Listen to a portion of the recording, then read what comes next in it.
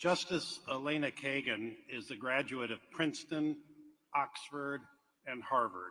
She clerked for Abner Mikva on the DC Circuit and for Justice Thurgood Marshall. After brief practice in Washington at Williams and Connolly, she entered the academy, starting at the University of Chicago and ending up at Harvard. She served 4 years in the Clinton administration as associate counsel to the president and then as deputy assistant to the president for domestic policy. She was the transformative dean of Harvard Law School from 2003 to 2009, when she became Solicitor General of the United States. And 1 year later, President Obama nominated her as an Associate Justice of the Supreme Court. She is a gifted person who has been extraordinarily good in all of the very challenging positions that she has held. She also has a keen sense of humor, a deep insight into human nature and our institutions. Her lively and precise writing is a thing of beauty. Justice Kagan.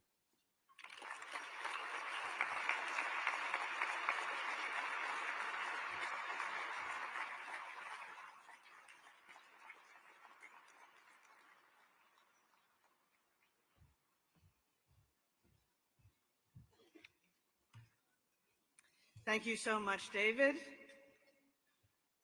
And thank you for inviting me to be here at this great event. It's a real honor. Thank you to Diane, and congratulations on taking over this wonderful institution, which has for so long played an important role in the development of American law. But it's an honor because I get to introduce and to give this, I'm not sure that this is a medal, but to give this medal to my great good friend, John Roberts.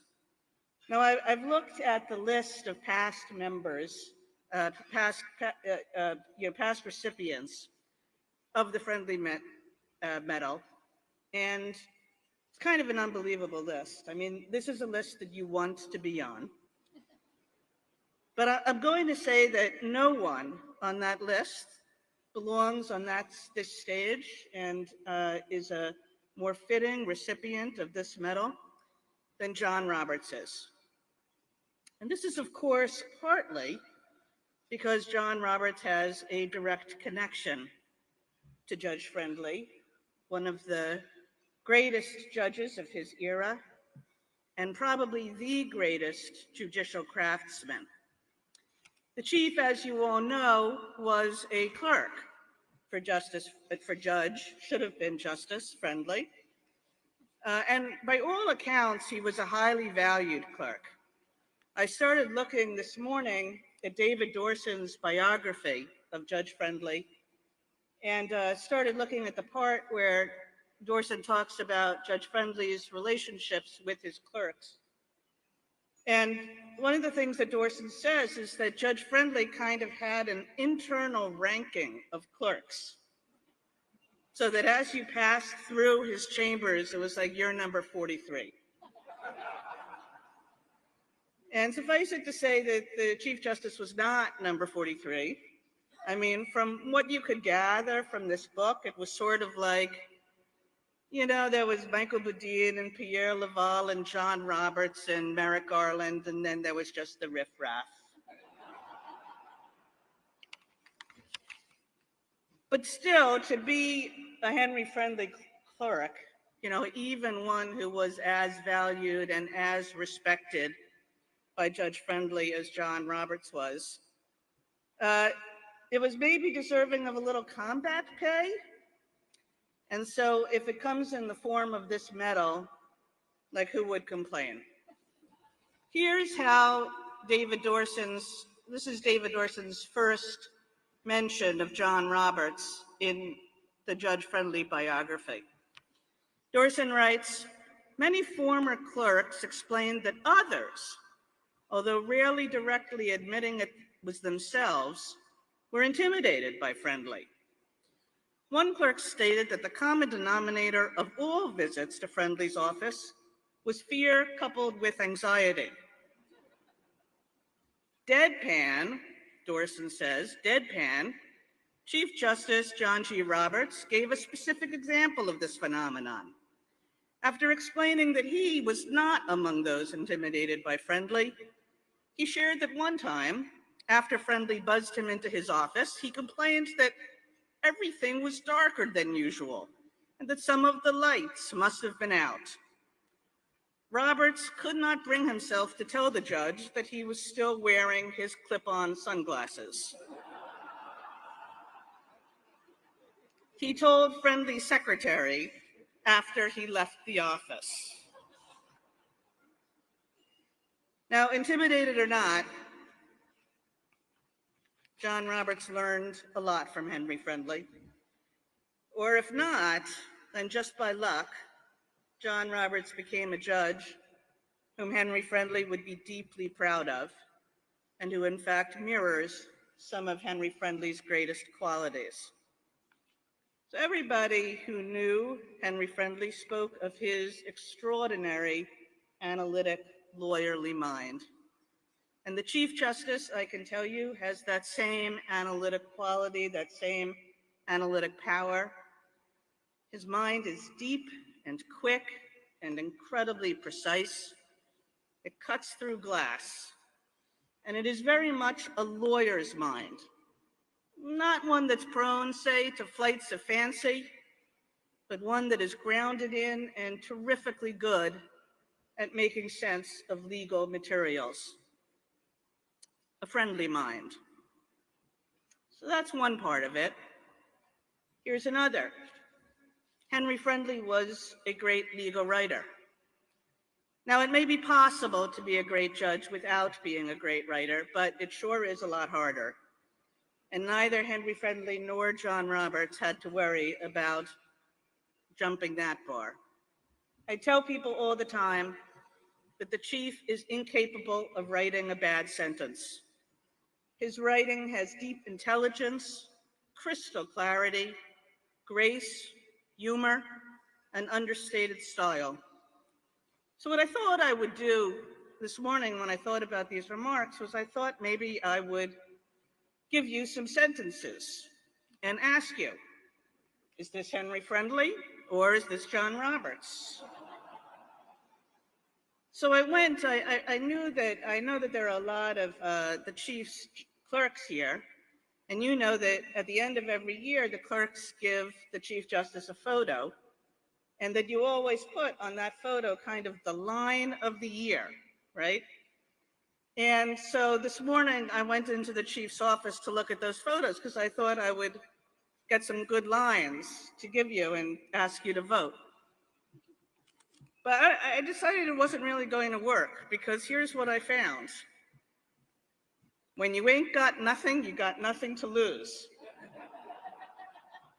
I mean, I don't think that that's even the chief's really, which I just wrote an opinion about that, you know, that. Or here's another one. Unfortunately, the canvas looks like one that Jackson Pollock got to first. That must have been before the chief became a modern art fan. Tough as a $3 steak, as inexplicable as it is unexplained. Gives euphemism a bad name. What chumps? Well, maybe John Roberts doesn't really sound like Henry Friendly. I thought he sounded a little bit like that other Justice Kagan or something. But then I realized that he was here first, so Kagan must sound like him.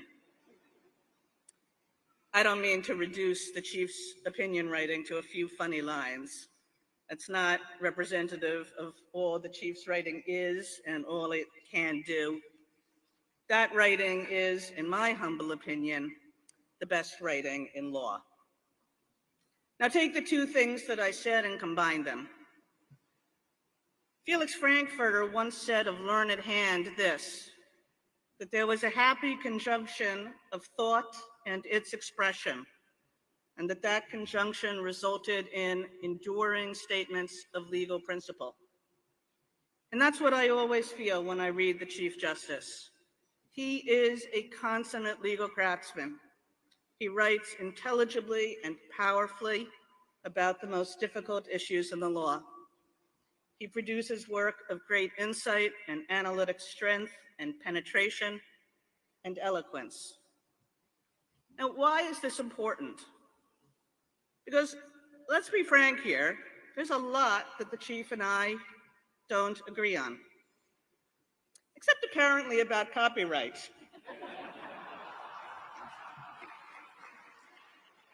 Where we are two kindred souls, if lonely ones. But you know, on many other matters, there is sometimes that I really could tear my hair out about the things he thinks, and I'm sure he would say the exact same thing of me. And those things that we disagree about, they have consequence. They matter. They matter in our society, they matter in people's lives, and that shouldn't ever be forgotten. But still, the kind of judicial craftsmanship that John Roberts exemplifies and shares with Henry Friendly, his clarity, the intelligibility of his writing and his thought, his analytic precision, his ability to see and organize and make lucid whole areas of law, his ability to explain, not only to lawyers but to a wider public, what his decisions are based on. Those qualities, they're more than craft. They're the foundation stones of the rule of law. One might say they're aspects of law's internal morality. They're an important part of what separates law from dictate. They enable law to provide a guide for future conduct. They make law something that can actually be followed by other judges and citizens. They offer transparency and accountability. They show how rules of decision are arrived at, and they show how to criticize them.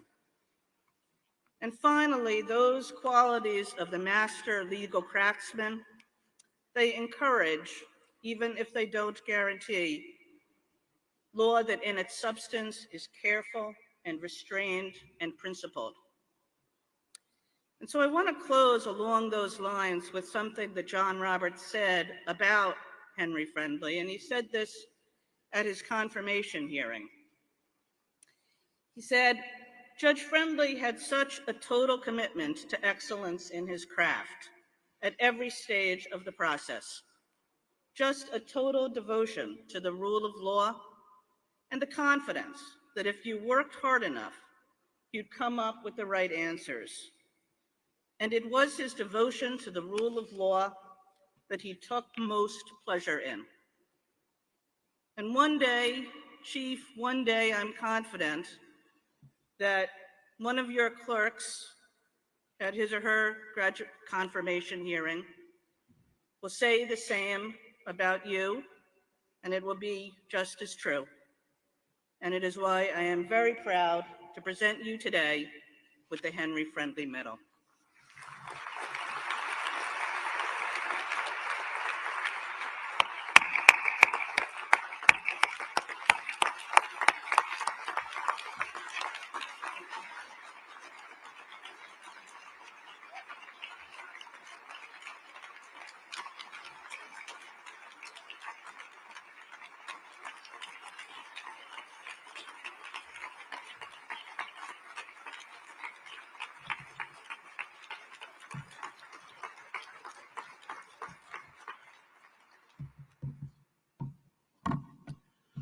Well, I have nothing to add.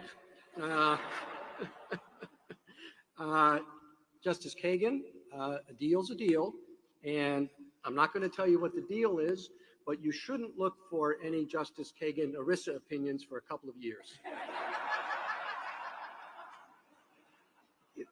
Other than a few comments here and there, this is the first time since pre-COVID that I've given remarks of this extent, certainly before an audience like this.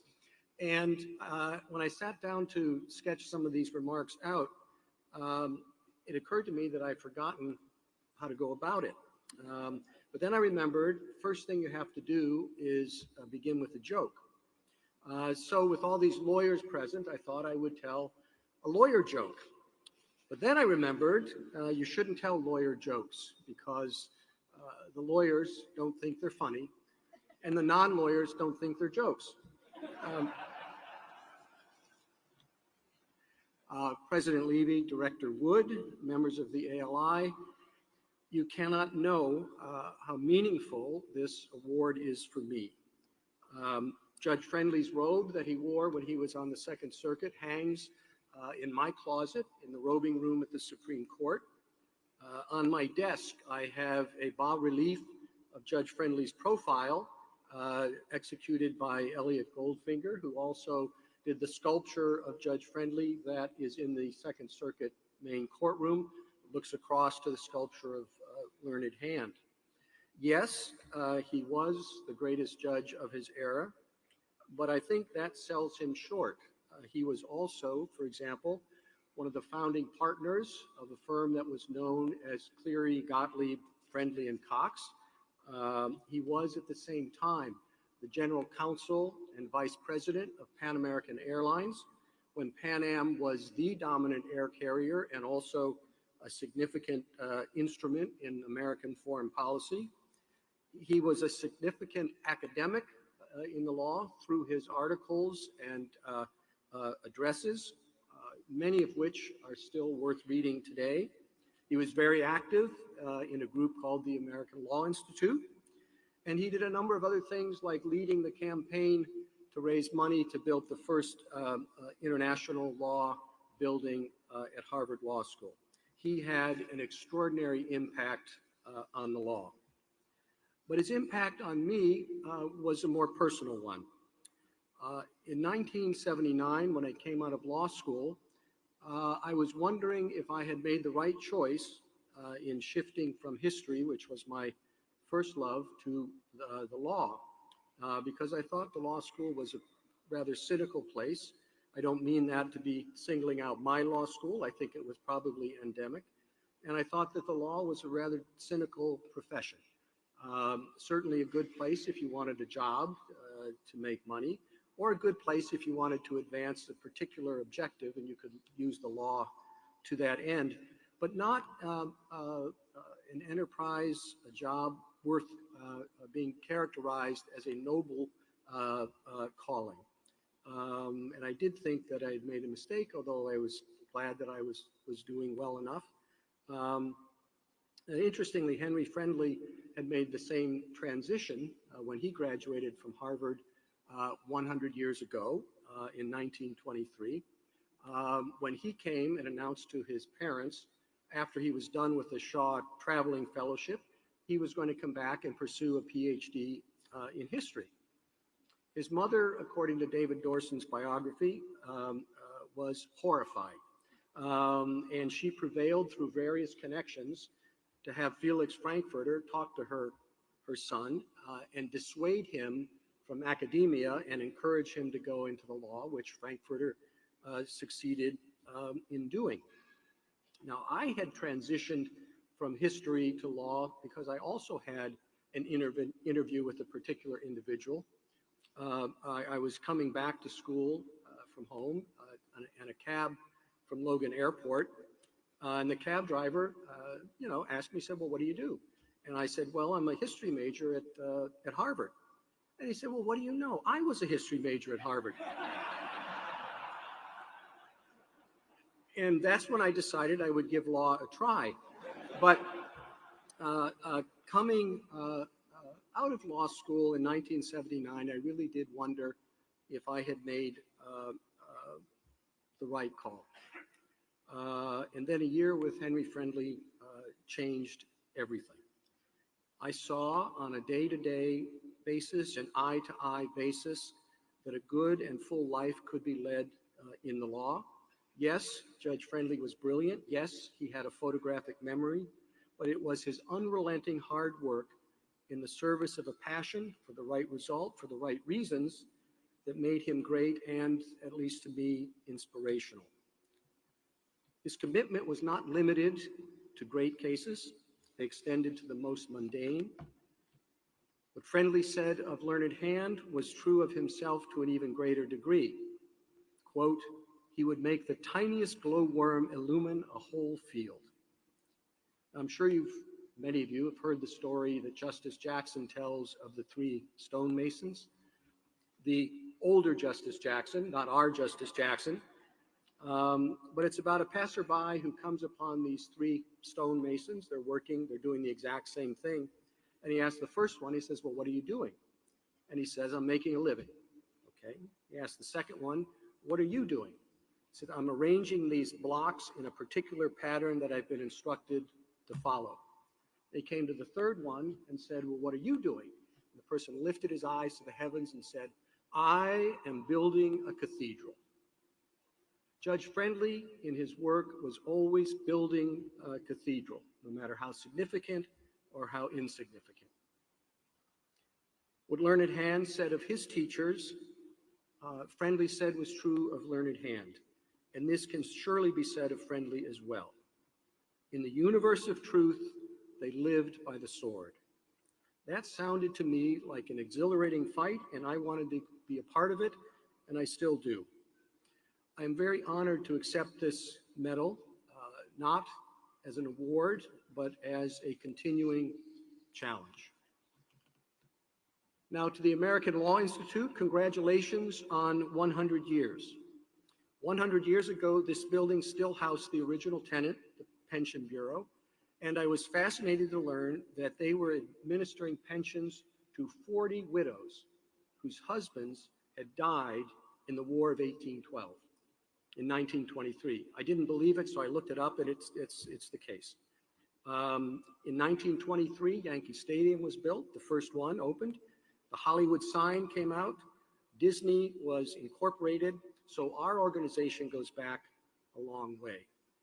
Charles Evans Hughes once described the ALI as a, quote, roundup of intelligent discontent, end quote. That is still a good label, and I think we should be proud of it. Now, over the past 100 years, ALI has educated the profession, courts, and legislatures about what the law is and what it should be. And to the extent I can speak on behalf of courts in America, thank you very much for that significant contribution to the rule of law, and I wish you an equally successful second century. I am not sure what the Friendly medal presentation will look like in 21-23, but I suspect that artificial intelligence will be involved somehow. Now, Judge Friendly's stature in law is based on his opinions. I've looked at a bunch of them, and I've been helped in that enterprise by David Dorson's biography, and in particular, Judge Posner's preface, which is worth reading. Judge Friendly's opinions demonstrate, to me at least, three significant aspects of his craft. First, he had an open mind. Second, he had tremendous power of reason. And third, he had a pragmatic perspective, an open mind. Judge Friendly's colleague on the Second Circuit, Judge Feinberg, said that Friendly, quote, carried the full sweep of law in his mind. It was not limited by any predisposition. He wasn't pro-prosecution or pro-defendant. He wasn't liberal or conservative. You could ask his clerks. The liberals will say he was liberal, the conservatives that he was conservative. That wasn't a lexicon that he operated in. His mind was not limited by any being a disciple of any school of thought. It was not limited by any theory of legal philosophy. He was open to all arguments and would engage with all of them.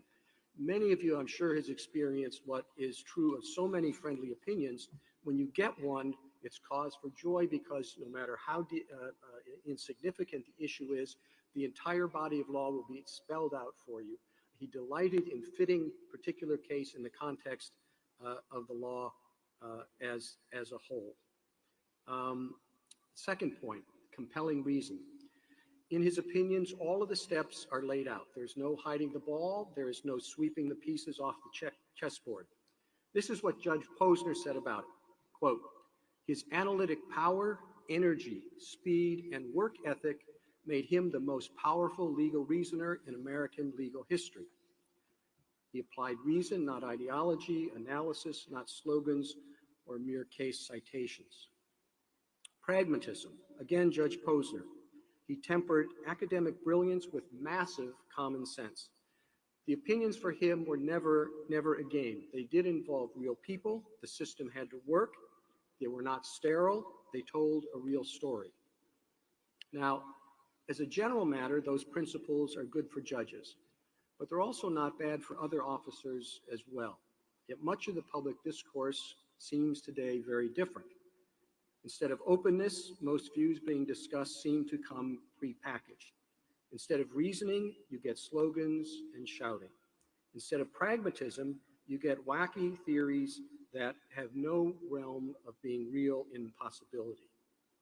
Now, as a result, truth, someone said, would be like a vintage sports car, too valuable to take out and use. Which leads me to one area where I part ways with the man that I am so proud to call a mentor.